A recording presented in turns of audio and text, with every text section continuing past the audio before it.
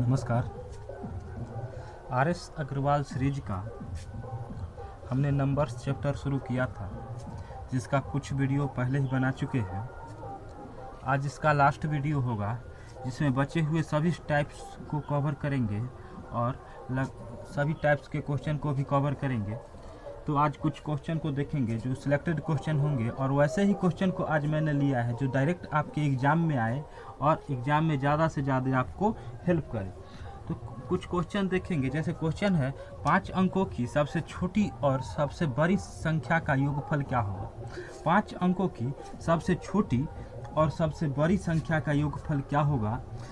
तो हमको मालूम है 5 अंकों की सबसे छोटी से छोटी संख्या क्या होगी।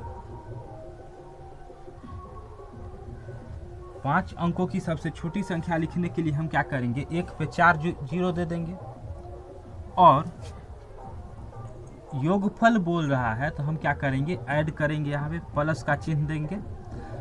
5 अंकों की छोटी संख्या यहाँ पे हम लिख दिए हैं, और 5 अंकों की बड़ी से बड़ी संख्या, तो 5 अंकों की बड़ी से बड़ी संख्या लिखने के लिए हम क्या करेंगे, 5 टाइम्स 9 लिख देंगे, और दोनों को हम ऐड कर लेंगे। तो ऐड अगर यहाँ पे करके देखें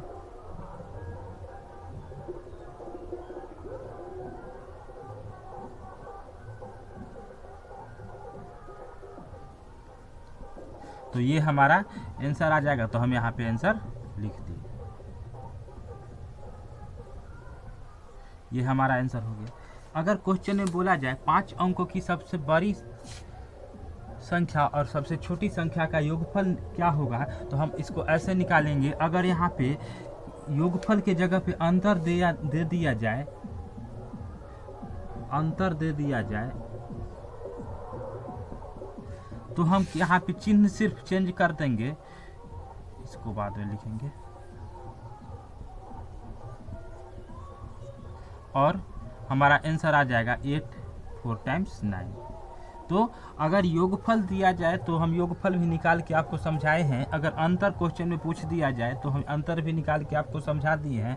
दोनों टाइप का अगर क्वेश्चन आ जाए तो एग्जाम में हम ऐसे ही सॉल्व कर लेंगे और जल्द भी सॉल्व कर सकते हैं। तो इस टाइप का क्वेश्चन आपको समझ में आ गया होगा। अब अगले टाइप का क्वेश्चन समझेंगे। जैसे अगले टाइप का क्वेश्चन हो जाएगा,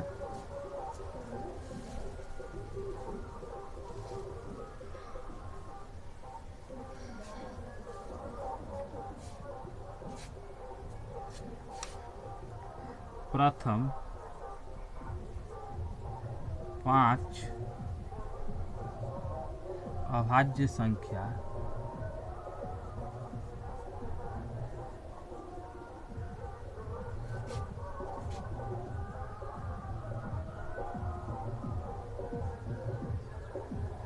का औसत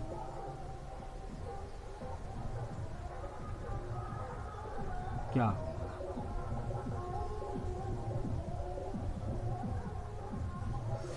अब क्वेश्चन है प्रथम 5 अभाज्य संख्याओं का औसत क्या होगा।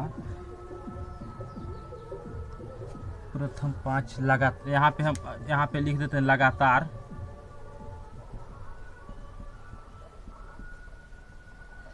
प्रथम 5 लगातार अभाज्य संख्याओं का औसत क्या होगा। तो प्रथम 5 लगातार अभाज्य संख्या कौन सा है, हमें मालूम है 2 3 5 7 और 9 तो होगा नहीं, 9 एक कंपोजिट नंबर है तो 11। तो प्रथम 5 जो हो गया वो ये हो गया 2 3 5 7 और 11। अब सभी का हम औसत निकालने के लिए औसत का एक फार्मूला होता है। औसत का फार्मूला होगा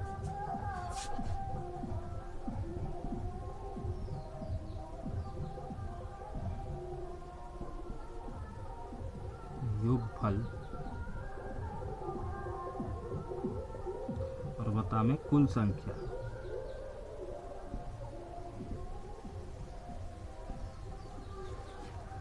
औसत का फार्मूला होता है योगफल और बाई कुल संख्या। योगफल निकालने के लिए हम क्या करेंगे, सभी को हम पहले ऐड कर लेंगे। 2 + 3 + 5 + 7 + 11 और बाई कुल संख्या कितना है, तो सभी को हम काउंट कर लेंगे 1 2 3 4 5। तो 5 से इसको डिवाइड कर देंगे तो हमारा औसत एवरेज निकल जाएगा। एवरेज निकालने के लिए क्या करेंगे, सभी को ऐड कर लेंगे, 2 3 5 5 10 और 18, 28 और 5, 5.6 हमारा औसत निकल जाएगा।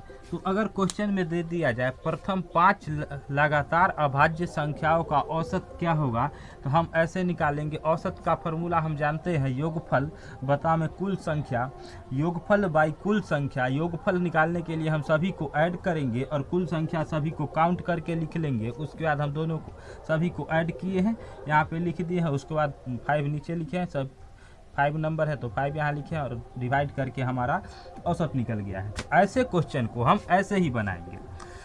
अगर योगफल सभी को ऐड करके निकालेंगे, कुल संख्या हम यहाँ से काउंट करके देख लेंगे, 1 2 3 4 5, यहाँ से 5 हो गया तो हम ऐसे निकालेंगे। अब दूसरे टाइप का क्वेश्चन कैसे होगा उसको हम समझेंगे। यहाँ पे क्वेश्चन में कुछ फेरबदल हम कर रहे हैं।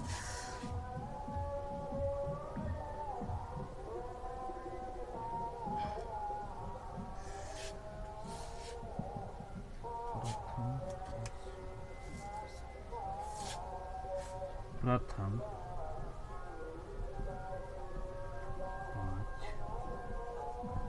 लगातार विषम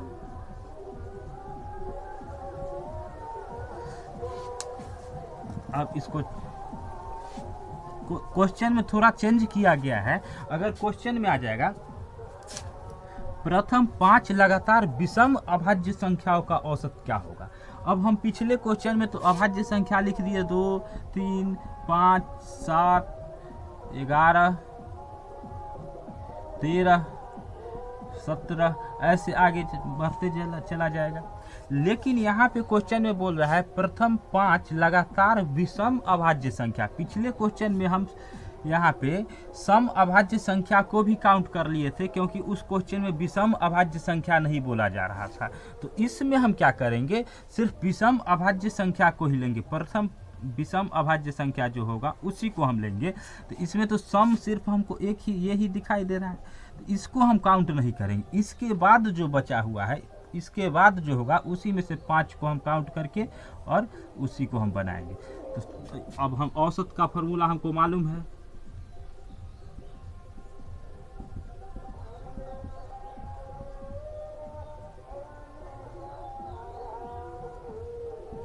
संख्या औसत निकालने के लिए हम योगफल निकालेंगे। तो प्रथम 5 लगातार विषम अभाज्य संख्या कौन कौन हो, ये तो सम है तो इसको हम छोड़ दी। उसके बाद विषम संख्या 3 5 7 11 13 ये सब विषम है। ध्यान रहे अभाज्य संख्या जितने भी है 2 को छोड़ के सभी विषम है। अगर क्वेश्चन में आ जाएगा विषम अभाज्य संख्याओं की संख्या कितनी होगी तो अनंत हो जाएगा, उसका कोई काउंट नहीं किया जा सकता है। लेकिन क्वेश्चन में आ जाएगा सम अभाज्य संख्याओं का संख्या कितना है, सम अभाज्य संख्या का संख्या कितना है, तो वो सिर्फ एक ही होगा, क्योंकि ये 2 जो दिखाई दे रहा है वही हमारा आंसर होगा। ध्यान रहे एक जो है वो न ही अभाज्य संख्या है और न ही प्राइम नंबर है और न ही कंपोजिट नंबर है। तो एक जो है वो न ही प्राइम नंबर है और न ही कंपोजिट नंबर है, तो इसलिए एक को काउंट नहीं करेंगे, एक को हमको लेना ही नहीं है। उस एक से आगे जो है वही हम लेंगे।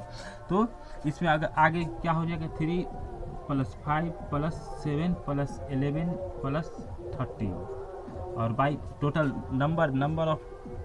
नंबर कितना है 1 2 3 4 5 और सभी को ऐड कर लेंगे।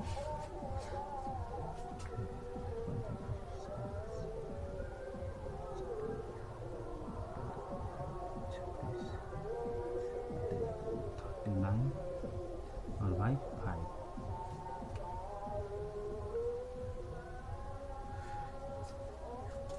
अब इसको डिवाइड किए तो 5.7.8 ये हमारा आंसर निकल गया। तो ये हमारा आंसर निकल गया। प्रथम 5 लगातार विषम अभाज्य संख्या का औसत क्या होगा, तो हमें मालूम है अभाज्य संख्या क्या होता है। अभाज्य संख्या वैसी संख्या होता है जिसका फैक्टर सिर्फ 2 ही हो, एक तो 1 और दूसरा वो संख्या अपने आप फैक्टर होगा।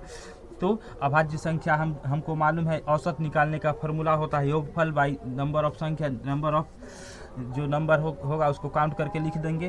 तो योगफल सभी को का निकाल लेंगे, उसके बाद सभी को काउंट करके लिखे। तो 5 क्वेश्चन में दिया हुआ है प्रथम 5, तो यहाँ पे 5 से डिवाइड लगाएंगे, हमारा आंसर निकल जाएगा। तो ऐसे क्वेश्चन को हम ऐसे ही बनाएंगे। और अगले कुछ टाइप को और कवर कर रहे हैं, उसको अभी समझना है। इसको एक बार नोट कर लीजिए।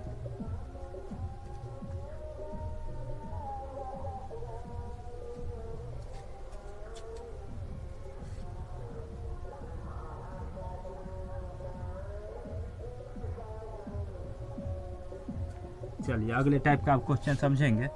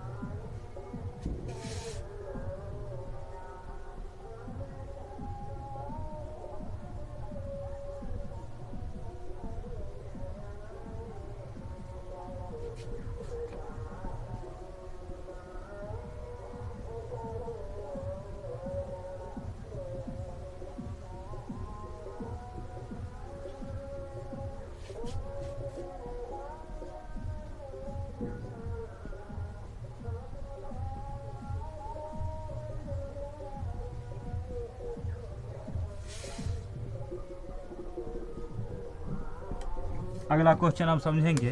क्वेश्चन है, एक समूह में 50 आदमी है जो प्रत्येक एक दूसरे के साथ हाथ मिलाते हैं, तो हाथ मिलाने की कुल संख्या कितनी होगी?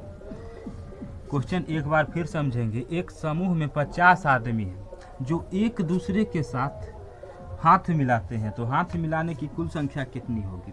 अब हाथ मिलाने की कुल संख्या कितनी होगी, इसको निकालने से पहले हम समझेंगे। जैसे हाथ मिलाना है, हम अगर आपसे हाथ मिलाए, हम आपसे हाथ मिलाए और आप हमसे हाथ मिलाए, तो दोनों एक ही बार में 2 लोग हाथ मिला लिए। तो इसलिए इसका फॉर्मूला जो होगा, हाथ मिलाने की कुल संख्या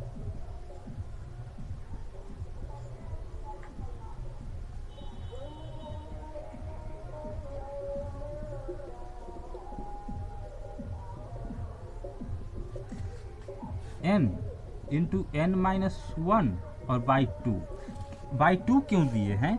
क्योंकि एक ही बार में 2 लोग हाथ मिला रहे हैं। हम और आप दोनों एक ही बार में हाथ मिला लिए, लेकिन काउंट सिर्फ एक ही बार किया जाएगा, क्योंकि हाथ तो 2 लोग मिलाए हैं, लेकिन एक ही बार में 2 लोग हाथ मिला लिए, इसलिए हम यहाँ 2 से काउंट किए, 2 से डिवाइड किए हैं।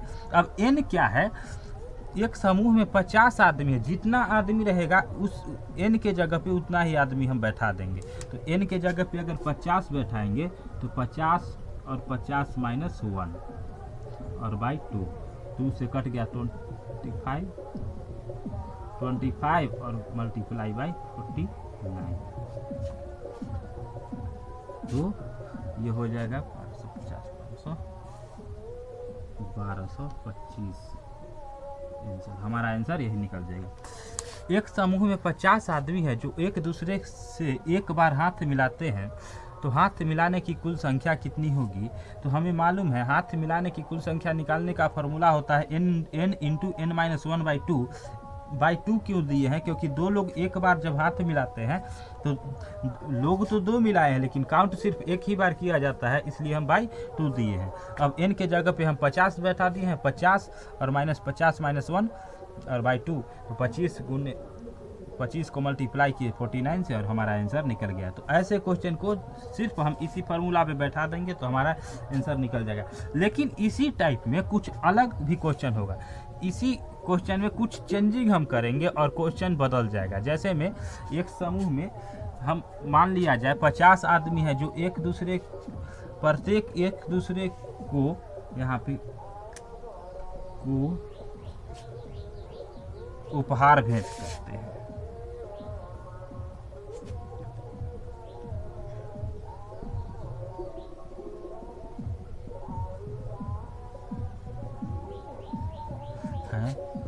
तो कुल उपहारों की संख्या,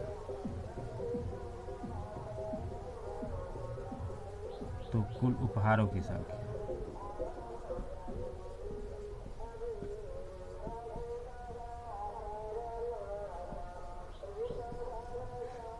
अब क्वेश्चन चेंज हो गया है। एक समूह में 50 आदमी हैं जो प्रत्येक एक दूसरे को एक उपहार भेंट करते हैं, तो कुल उपहारों की संख्या कितनी होगी। अब पिछले क्वेश्चन में दो लोग जब हाथ मिला रहे थे तो काउंट एक हो रहा था, लेकिन उपहार जब भेंट करेंगे तो हम आपको उपहार देंगे, आप हमें दीजिएगा, तो दोनों काउंट किया जाएगा। इसलिए यहाँ पे फार्मूला में सिर्फ थोड़ा सा चेंजिंग हो जाएगा, यहाँ पे फार्मूला में सिर्फ थोड़ा सा ही चेंजिंग हो जाएगा। तो यहाँ उपहारों की कुल संख्या, यहाँ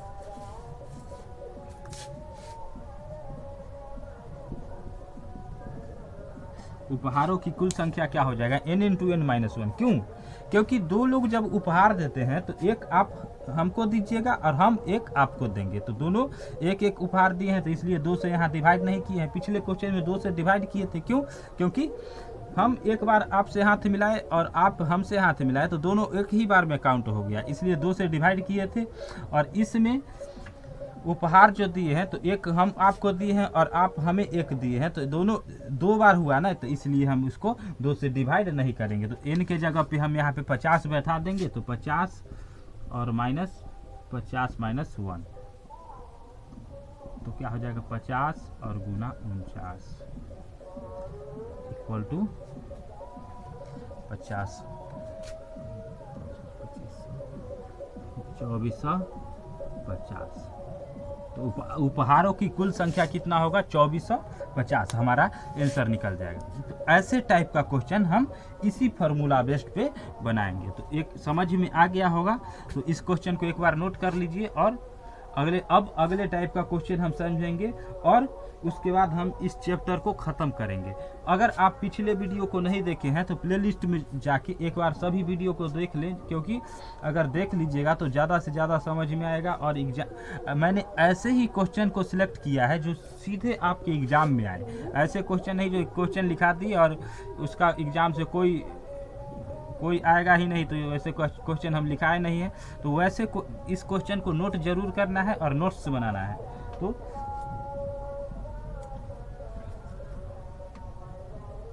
अब अगले टाइप का क्वेश्चन हम समझेंगे।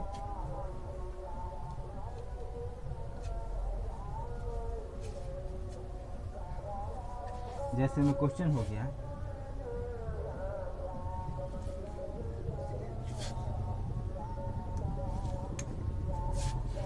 अस्सी से 600 तक 25 से विभाज्य होने वाली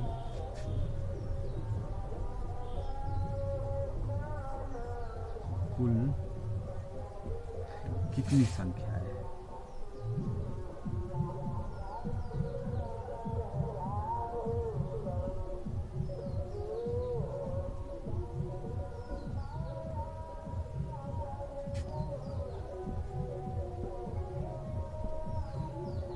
क्वेश्चन है 80 से 600 तक 25 से विभाज्य होने वाली कुल कितनी संख्याएं हैं।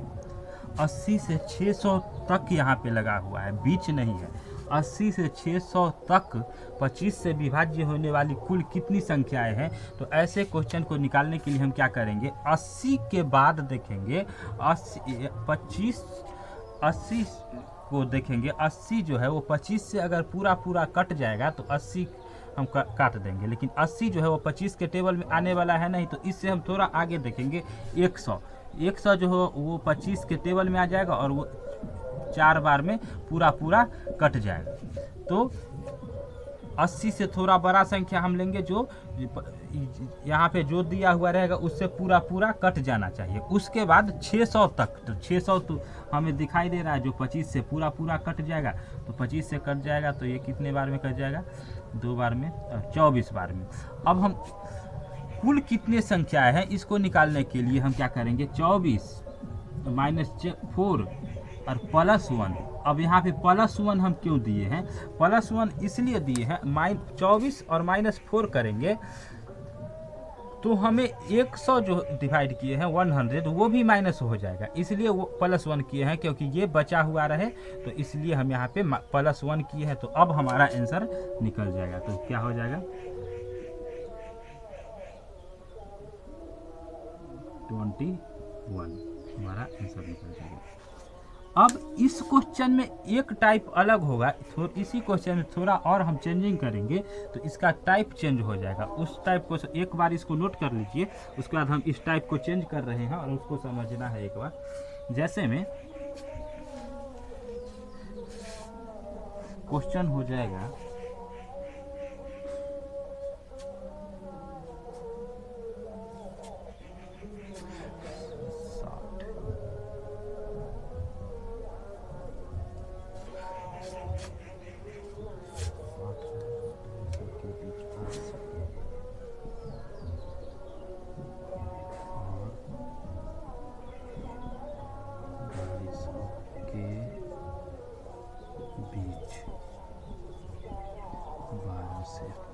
अब क्वेश्चन हो गया 60 और 250 के बीच 12 से विभाज्य होने वाली कुल कितनी संख्याएं हैं। अब यहाँ पे बीच लगा हुआ है, क्वेश्चन में बीच लगा हुआ है, तो बीच जो लगा हुआ है तो उस क्वेश्चन में हम क्या करेंगे, इसके बाद और इससे पहले जो भी 12 से विभाज्य होने वाली संख्याएं हैं सिर्फ हम उसी को काउंट करेंगे। तो इसके बाद 12 से विभाज्य होने वाले, 60 के बाद 12 से विभाज्य होने वाले हमको मालूम है 72, तो 72 कितने बार में कट जाएगा, तो 6 टाइम। उसके बाद 250 से कम 240 कट जाएगा, 12 से 240 पूरा पूरा कट जाएगा 20 बार में। अब क्या करेंगे, 20 और -6 और +1 क्यों दिए हैं, क्योंकि 72 अगर -6 पूरा कर देंगे तो 72 भी माइनस हो जाएगा, इसलिए 72 तो हमको काउंट करना ही है, क्योंकि 60 से ज़्यादा है, तो हम यहाँ से +1 दे दिए। तो क्या हो जाएगा, ये 15 हमारा आंसर निकल जाएगा। तो आज मैंने नंबर्स चैप्टर का लगभग सभी टाइप्स को कवर कर लिया है, और मैंने वैसे सभी टाइप्स को कवर किया है जो आपके एग्जाम में डायरेक्ट इससे क्वेश्चन है। तो सभी क्वेश्चन का नोट जरूर बनाना है। अगर पिछले वीडियो को आप नहीं देखे हैं तो एक बार जरूर देख लीजिए। आपके आसपास में जो भी जनरल कंपटीशन का तैयारी कर रहे हैं, बैंकिंग, एसएससी, रेलवे या कुछ भी तैयारी कर रहे हैं, उनके पास ये वीडियो जरूर भेजें, क्योंकि उन्हीं से रिलेटेड है। अगर वीडियो अच्छा लगा है तो लाइक ज़रूर कीजिए, शेयर कीजिए, सब्सक्राइब जरूर कीजिए और बेल आइकन को ऑल कर लीजिए, क्योंकि अगला वीडियो जो भी बने सब उसका नोटिफिकेशन सबसे पहले आपके पास पहुंच जाए। अगर वीडियो अच्छा लगा है तो लाइक ज़रूर कीजिए। धन्यवाद।